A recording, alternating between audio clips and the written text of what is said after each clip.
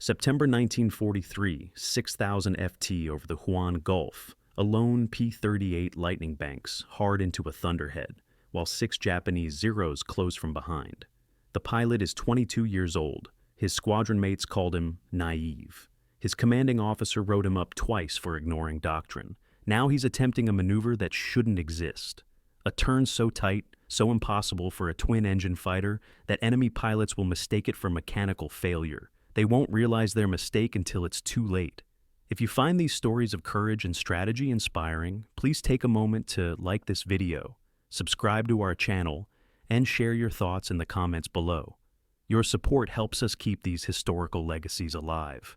New Guinea in 1943 is not a front line. It's a fever dream wrapped in jungle and rain. The smell of aviation fuel mixes with rotting vegetation. Mosquitoes swarm thick enough to obscure instrument panels. Pilots sleep in tents that flood during monsoons, wake to briefings held under tarps, and fly missions over an island that has already killed more men from disease than combat. The 5th Air Force operates from crude airstrips hacked out of kunai grass. Marston matting laid over mud. Ground crews work barefoot because boots rot through in days. Mechanics strip parts from wrecked aircraft because supply chains move slower than the war. Every mission is a gamble against weather, distance, and an enemy who knows the terrain better than any map.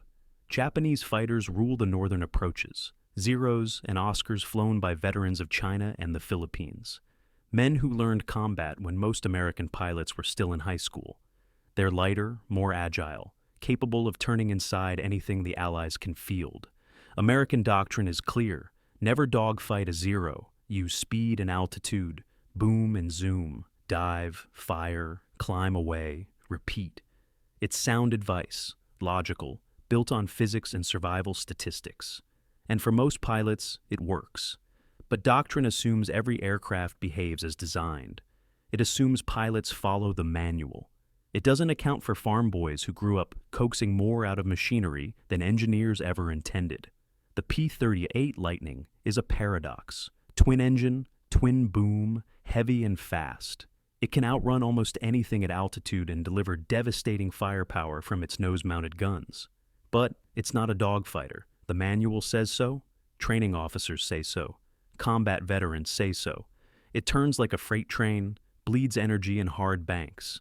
And if you try to muscle it into a tight turn at low speed, it'll snap into a spin that kills you before you can recover. So, the doctrine is simple. Stay fast, stay high, use your range and your guns. Don't try to turn with the enemy. It's good advice. Almost everyone follows it. Almost. If this history matters to you, tap like and subscribe. His name was Richard Bong, born December 24, 1920 in Superior, Wisconsin, 3rd of 9 children. His father was a Swedish immigrant who worked the land and fixed farm equipment with wire and intuition. His mother taught school. The family lived on a stretch of flat country where winter came early and left late, where machinery either worked or you made it work because no one was coming to help. Bong grew up elbow-deep in tractor engines. He learned early that manuals were guidelines, not gospels. A machine had tendencies, not limitations. You learned its moods, its balance points, the edge where performance lived just before failure. He flew his first airplane at 18, a friend's light trainer, and felt immediately that the same logic applied. Weight, thrust, pressure, timing. It was just another machine, and every machine could give you more if you understood it deeply enough. He enlisted in May 1941, before the war began for America, but after it was clear where the world was heading. Flight training at places with names like Thunderbird Field and Luke. He was quiet, polite, and average in most respects. Instructors noted good reflexes and adequate gunnery. Nothing exceptional, no red flags. He graduated and received his wings in January 1942, 1 month after Pearl Harbor. Then the trouble started, not from defiance or arrogance, from curiosity. He flew low over a friend's house in California and got written up. He barrel rolled over the Golden Gate Bridge and earned a reprimand. His superiors labeled him reckless. He didn't see it that way. He was testing limits, learning what the aircraft would tolerate and where the margin really was. Every stunt taught him something the manual didn't mention: how the P-38 felt on the edge of a stall, how much rudder it took to snap the nose around, how the props torqued differently depending on throttle and angle. It wasn't showboating, it was research. But the Army Air Forces didn't see it that way. They sent him to the Pacific in September 1942, assigned to the 49th Fighter Group, New Guinea, the place where young pilots went to learn or die. His squadron mates were older, harder veteran pilots who'd survived the Philippines retreat and Java. They viewed Bong with polite skepticism. A kid from Wisconsin who'd buzzed bridges and hadn't seen combat. They called him farm boy sometimes to his face. It wasn't cruel, just descriptive. He didn't talk much, didn't gamble or drink heavily. Spent his downtime writing letters home or walking the airstrip perimeter, watching mechanics work. He was likable, but no one expected much. His first kills came in December 1942. 2 zeros during a bomber escort mission. Clean by the book engagements, boom and zoom. The squadron congratulated him. Standard work. Then in January, during a low-level sweep, something shifted. A zero got on his tail during a strafing run. Bong should have used power, extended, escaped. Instead, he pulled into a climbing turn. Tighter than the manual recommended, tighter than training allowed. The P-38 shuddered, buffeted on the edge of a stall. The zero followed, confident. Then Bong rolled out, snap-turned using rudder and differential throttle, and the zero flashed past his nose. 3 seconds of gunfire, the enemy fighter disintegrated. It was instinct or intuition or farm boy logic applied at 4,000 FT. His wingman reported it as luck. Bong said nothing, but he filed the maneuver away. It had worked. That meant it was repeatable. By mid-1943, the air war over New Guinea had become a mathematics problem no one could solve. American bombers needed fighter escort to survive. Japanese interceptors needed to break through the escorts to kill the bombers. Both sides knew the equation. The side with better fighters, better tactics, or better luck would win. The zero remained the variable that tilted everything. Mitsubishi's A6M was a masterpiece of minimalist design, light, maneuverable, flown by pilots trained in brutal, unforgiving schools. In a turning fight, a zero could outcircle anything America fielded, P-40s, P-39s, even the new P-38s. Physics didn't lie. A lighter aircraft with lower wing loading could turn tighter, period. So American doctrine became rigid. Never dogfight. Use altitude, speed, teamwork, dive on the enemy, fire, climb back to safety, rinse and repeat. It worked mostly, but it meant conceding the vertical fight, conceding slow-speed maneuverability, conceding any scenario where you couldn't dictate terms. It meant flying scared, and it meant that any time bombers got jumped at low altitude, or escorts were separated, or weather forced everyone down into the weeds, American pilots died. Commanders knew it. Intelligence knew it. Everyone knew it. The solution wasn't mystery. Build a lighter fighter or train pilots longer, or overwhelm the enemy with numbers. But lighter fighters were years away. Pilot training took time the war wouldn't give, and numbers didn't help much when 600 could tie up 20 P-38s just by forcing them into defensive turns. Meanwhile, pilots kept dying, not dramatically, just steadily. A fighter lost here, 2 there, parachutes over jungle where rescue never came, empty CS in tents, letters home written by squadron mates. The losses were sustainable statistically. The air forces could replace pilots faster than they fell. But sustainability isn't victory, and the men doing the dying knew the difference. Bong was among them, flying mission after mission through that summer. By August, he had 12 confirmed kills, enough to make ace twice over, enough to earn respect. But respect didn't change doctrine, and doctrine still said the P-38 couldn't dogfight. He didn't argue, didn't write reports or challenge briefings, but he kept testing. On every mission, in every engagement, he pushed a little further into the margins, tighter turns, slower speeds, steeper climbs. He learned that the P-38 had a quirk, a narrow band of speed and power, where it could do things it wasn't supposed to. If you kept the throttles uneven, used rudder aggressively, and rode the edge of stall buffet without crossing it, the big, twin-engine fighter could snap around nearly as fast as a single-engine plane. Not quite as tight as a zero, but close enough that geometry started to matter more than turn radius. He didn't tell anyone. There was nothing to tell yet, just a theory, a feeling. The kind of knowledge you carry in your hands and spine, not your head. He needed proof, and proof required the right circumstances. The The kind of circumstances that doctrine said you should avoid at all costs. September 12, 1943. Morning mission briefing in a tent that smelled like mildew and cigarette smoke. The target was a Japanese airfield near Wak. Bombers would hit the runway and revetments. Fighters would escort and sweep. Standard operation. Expect heavy resistance. Zeros and Oscars based nearby. Fly smart, fly fast, don't get separated. Bong sat near the back, barely listening. He'd flown this profile 24 times. The variables never change much. Altitude, heading, fuel load, radio frequencies. The rest you figured out when it happened. Takeoff at 0800. 16 P-38s forming up over the coast, climbing through haze toward the bombers. The weather was typical. Broken clouds, scattered rain, visibility shifting minute to minute, the kind of sky where you could lose a wingman just by glancing away. They made contact with the bombers over the Gulf. B-25s low and heavy, their formations tight. The fighters spread into escort positions, high cover, low cover, flankers. Bong flew mid-level, scanning the horizon. The coastline approached, green jungle, white beaches, the glint of rivers winding inland, beautiful and deadly. Somewhere below, spotters were already radioing ahead. The Zeros came up fast, climbing out of low clouds like sharks rising from depth. 15, maybe 20. They ignored the bombers initially and went straight for the fighters. Classic tactics. Break the escort, then feast on the bombers. The radio erupted, calls of contacts, headings, altitudes. The neat formations dissolved into chaos. Bong rolled toward the nearest fight. 2 Zeros chasing a P-38 in a shallow dive. He dropped in behind, lined up the trailing Zero fired. Pieces flew off the wing root. The Zero snap rolled and dove away trailing smoke. Bong didn't follow, already scanning for the next threat. That's when he saw them. 6 Zeros slightly below, turning toward a pair of P-38s that had drifted south. The Americans hadn't seen them yet.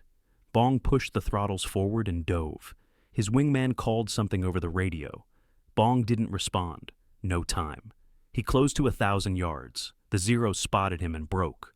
4 went defensive, turning hard to meet him head-on. 2 continued after the P-38s. Bong fired at the nearest Zero, but missed. The Japanese pilots were good. They split vertically. 2 climbing, 2 diving, forcing Bong to choose. He pulled up after the climbers. His airspeed dropped. The P-38 felt heavy, mushy. He fired again. No hits. The Zeros rolled over the top and came back down at him from opposite sides. This was where doctrine said to dive away. Use speed, reset. But the 2 P-38s were still in danger below, and the 4 Zeros were already repositioning. If Bong ran, 6 enemy fighters would regroup and someone would die. So he did the thing the manual forbade. He pulled into a max performance turn, not a gentle bank. A hard-wrenching haul on the yoke, full rudder, throttle staggered, nose high. The airframe groaned. The stall warning buffeted the controls. The P-38 seemed to pivot on its center of gravity, swapping energy for angle, bleeding speed for geometry. The first Zero shot past, too committed to adjust. The second tried to tighten his turn. Bong snap rolled, reversed, and pulled again. The world spun. Sky, clouds, jungle, sea. His vision tunneled. The G-force pressed him into the seat.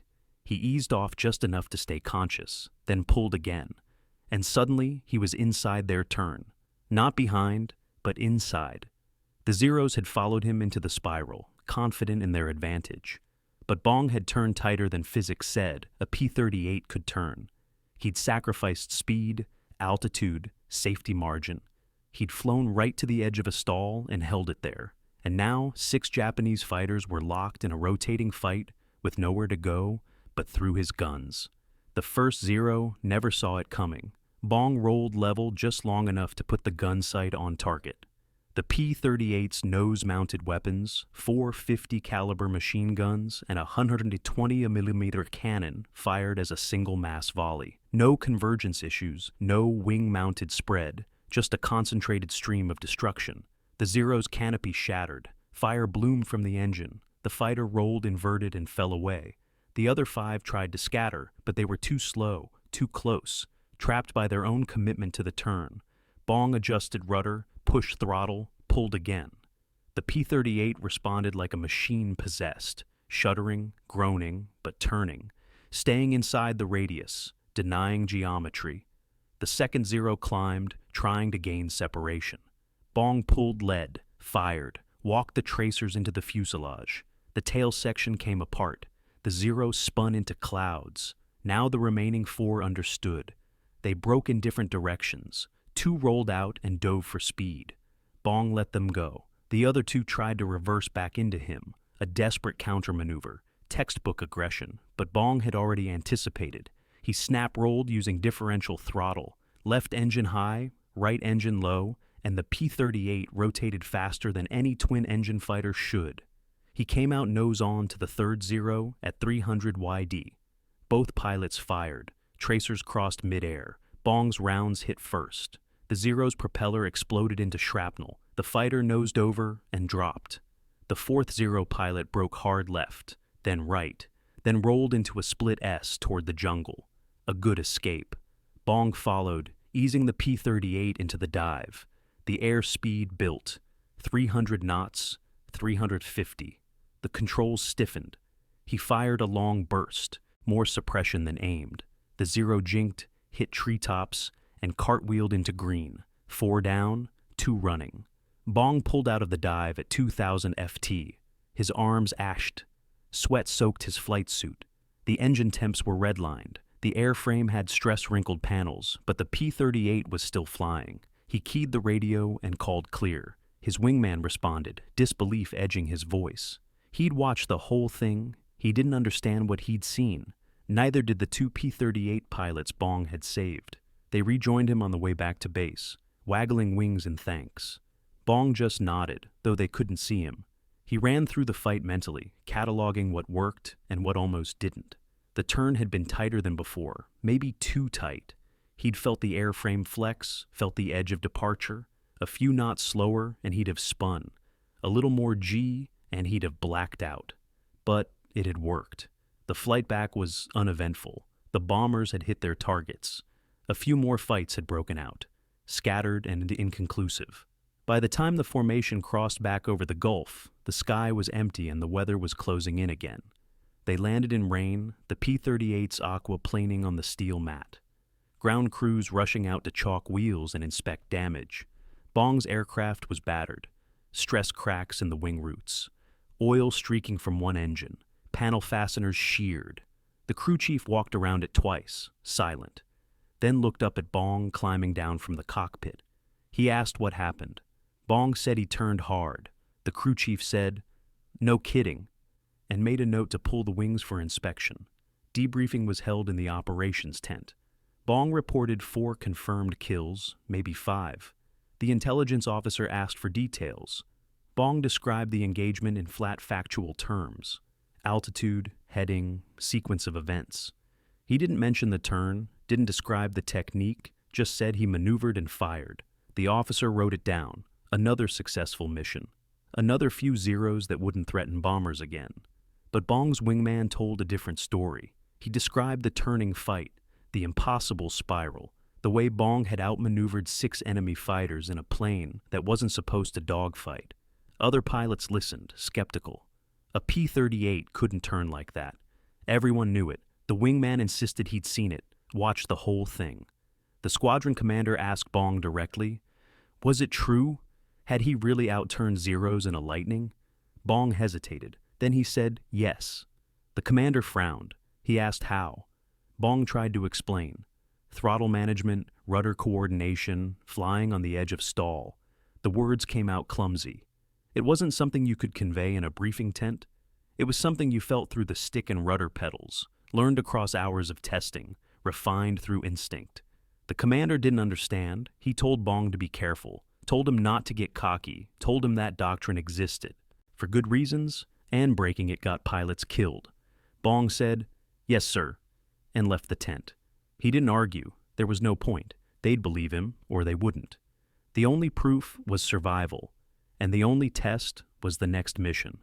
2 days later, Every P-38 pilot in the squadron wanted to know how Bong had done it, not officially. No formal request went up the chain, but in the tents at night during pre-flight checks, in the mess line, pilots asked. Bong tried to explain. He demonstrated with his hands, miming throttle and stick movements. Some pilots nodded and said they'd try it. Others shook their heads and said it sounded like suicide. Within a week, 3 other pilots reported successfully using the technique in combat. Tighter turns than they had thought possible, defensive maneuvers that broke enemy attacks. One pilot used it to reverse a pursuit and scored a kill. Another used it to evade 2 Zeros and escape. None of them pushed it as far as Bong had, but the principle was proven. The P-38 could dogfight. Not easily, not safely, but possible. Word spread. Other squadrons heard about it. Pilots compared notes. Maintenance crews noticed the increased stress on airframes, the cracked panels, and strained fittings. They reinforced where they could and warned pilots about limits. The technique had a price. Every hard turn aged the aircraft. Every buffet and shutter wore metal. But in exchange, pilots gained an option they hadn't had before. A way to survive when speed and altitude weren't available. A way to fight back. By November, tactical briefings began to change. Not the official doctrine. That stayed the same. But the informal guidance, the advice passed from flight leaders to new pilots. They still said, avoid turning fights when possible. Still said, use speed and altitude. But now they added a caveat. If you have no choice, if you're slow and low, and the enemy is on you, the lightning can turn harder than you think. Here's how. Bong flew 20 more missions that fall. His kill count climbed. 15, 20, 25. By December, he was the top-scoring American ace in the Pacific. Reporters wrote about him. Newsreels featured him. The farm boy from Wisconsin who shot down Zeros like clay pigeons. The stories didn't mention the technique, didn't explain the turns or the throttle work. They focused on the score, the tally, the simple narrative of American ingenuity beating Japanese aggression. But the pilots knew. The mechanics knew.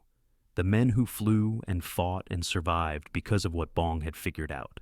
They didn't call him Farm Boy anymore. They called him Dick or Major Bong after his promotion. Some just called him the best. He stayed humble, wrote letters home to his parents and his girlfriend Marge, talked about the weather and the food and how much he missed Wisconsin, didn't talk much about combat. In photos from that time, he looks young and tired. Thin face, dark eyes, a half smile that doesn't quite reach all the way. The look of someone who's seen too much but hasn't figured out how to carry it yet.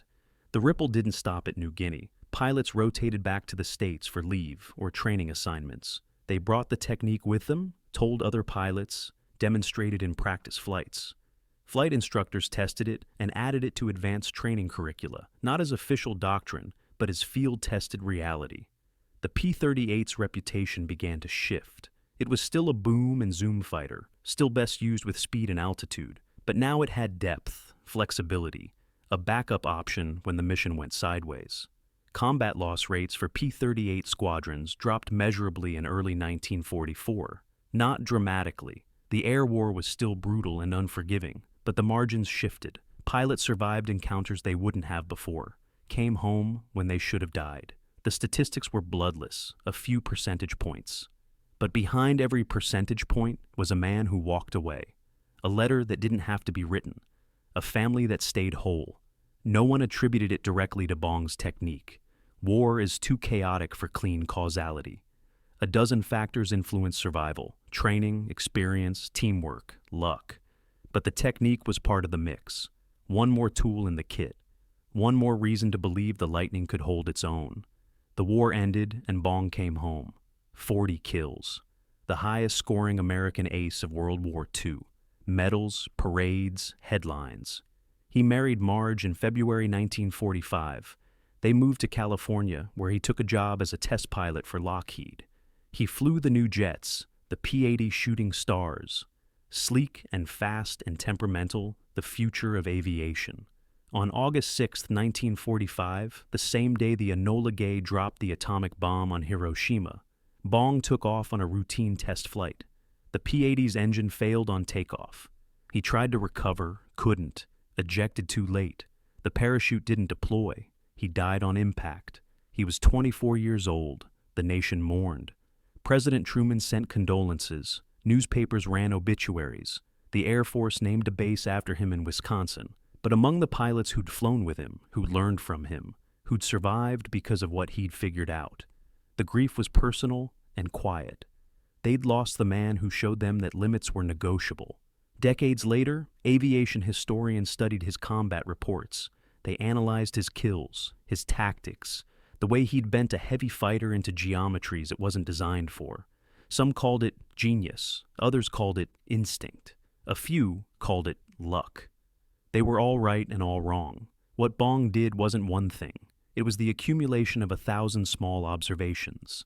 A farm boy's intuition about machines and the courage to test theory against reality when reality could kill you. The P-38 remained in service through the end of the war. It flew reconnaissance missions over Europe, ground attack runs in the Pacific, and long-range escorts that no other fighter could match. Pilots continued to use the technique Bong pioneered, refining it, teaching it, passing it down. The Lightning's reputation solidified, not the best dogfighter, not the fastest or most agile, but versatile, survivable, capable of more than the manual promised. When the war ended, most P-38s were scrapped or sold. A few ended up in museums. Visitors walk past them now, read the placards, admire the twin booms and the nose-mounted guns. The placards mention speed and range and firepower. They mention Bong's 40 kills. They don't mention the turn. Don't explain the throttle work or the rudder coordination. Don't describe the moment when a farm boy from Wisconsin looked at a problem everyone else accepted and decided to solve it anyway. But the lesson remains, embedded in the airframe, in the combat reports, in the survival statistics that shifted just enough to matter. The lesson that expertise isn't always found in manuals, that courage sometimes looks like curiosity, that the space between what a machine is designed to do and what it can actually do is where survival lives. Bong never wrote a memoir, never gave interviews explaining his technique in detail. He didn't think of himself as an innovator, just a pilot doing his job, trying to come home, helping others do the same. The farm boy logic that made him extraordinary was the same logic that made him humble. You don't brag about fixing a tractor, you just fix it.